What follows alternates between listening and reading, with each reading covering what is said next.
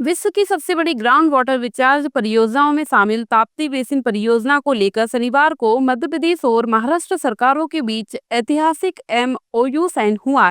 यह समझौता राजधानी भोपाल स्थित मंत्रालय में मुख्यमंत्री डॉक्टर मोहन यादव और महाराष्ट्र के मुख्यमंत्री देवेंद्र फडणवीस की मौजूदगी में संपन्न हुआ। इस अवसर पर मैंने कुछ और विषय निकाले थे राज्यों को जोड़ करके, उन विषयों पे भी आपने अपनी स्वीकृति दी, सहमति दी। हमने कहा कि हमारा मराठा राजशाही से संबंध मध्य प्रदेश से रहा, जिसमें बाजीराव पेशवा, होलकर, सिंधे, जिनको सिंधिया भी कहते हैं, तात्या टोपे, रानी लक्ष्मीबाई, अप्पाजी भोसले इत्यादि का इतिहास, दस्तावेज संकलन, डिजिटलाइजेशन इत्यादि कार्य भी महाराष्ट्र सरकार के साथ मिलकर करेंगे। तो ये हमारा गौरवशाली अतीत का वो काल, जिस काल के आधार पर हम अपने कई प्रकार के उस स्वर्णिम पृष्ठ को सामने ला सकेंगे। मोड़ी लिपि के पांडुलिपियों के संरक्षण करने, उनके प्रकाशन में भी दोनों राज्यों की सहभागिता हो सकती है। अभी तक मध्य प्रदेश में मोड़ी लिपि के लगभग 21 लाख दस्तावेजों को हमने संरक्षित किया है। आपके माध्यम से इसमें हम और काफ़ी काम कर सकते हैं। मध्य प्रदेश फार्मास्यूटिकल्स, टेक्सटाइल, कृषि उत्पाद इत्यादि का महाराष्ट्र के विभिन्न बंदरगाहों के माध्यम से हमारा जो निर्यात प्रभावी मात्रा में होता है, महाराष्ट्र के विभिन्न बंदरगाहों में से एक डेडिकेटेड निर्यात की सुविधा का प्रकोष्ठ बनाने की संभावना पे भी हम आपके साथ काम करेंगे। आपने उसकी स्वीकृति दी है। मध्य प्रदेश के जबलपुर से महाराष्ट्र के नागपुर के मध्य एक डेडिकेटेड फ्रेट कॉरिडोर बनाने के माध्यम से मध्य भारत में माल परिवहन, भाड़ा, समय और लागत में अत्यधिक बचत होगी। इस हेतु नागपुर के मल्टी मॉडल लॉजिस्टिक पार्क को भी इस कॉरिडोर से जोड़ने में अत्यधिक लाभ होगा, मैं मान के चलता हूँ। आपने स्वीकृति दी है।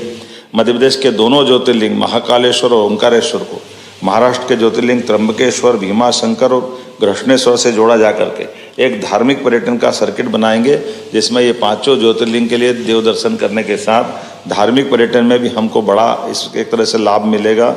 मध्य प्रदेश के बुरहानपुर के केला महोत्सव, रत्नागिरी का आम महोत्सव, हमारी दीदी भी बैठी है, और ये हमारे फलों के उत्पादन के साथ हमारी ये जो एक तरह से बागवानी वाले क्षेत्र में आपस में परस्पर काफ़ी लाभ मिल सकता है।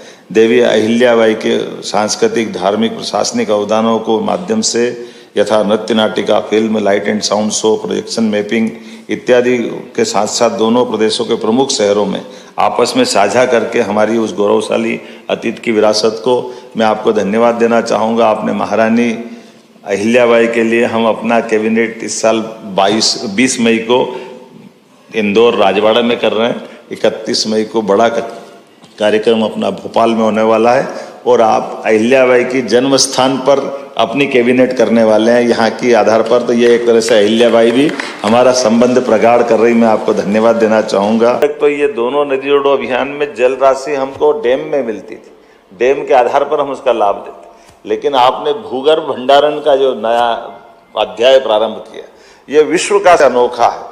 पूरे विश्व में इतना अच्छा प्रोजेक्ट कहीं नहीं है, और ये प्राकृतिक है, परमात्मा की दया है। और ऐसे में जहां आपने बताया हमारा बुल्ढाना, अमरावती, ये बिल्कुल लगा हुआ पूरा कोला, और ऐसे हमारा अगर अपन कल्पना करें तो ये दीदी का हमारा खंडवा, बुरहानपुर, ये पूरा बेल्ट वास्तव में पानी 800 से 1000 फीट नीचे चला गया। हमारा केले से लेकर सभी प्रकार की फसलें हैं, लेकिन ये जो जल के कारण से कष्ट बढ़ा है, ये पूरा निमाड़ का ऊपर वाला अंचल, अब निमाड़ का जलराशि जहाँ तक नर्मदा पहुँच गई वहाँ तक पहुँचा है, लेकिन अब आखिरी तक तो नर्मदा को पहुँचा नहीं सकते। तो कई लोगों को बहुत कष्ट था।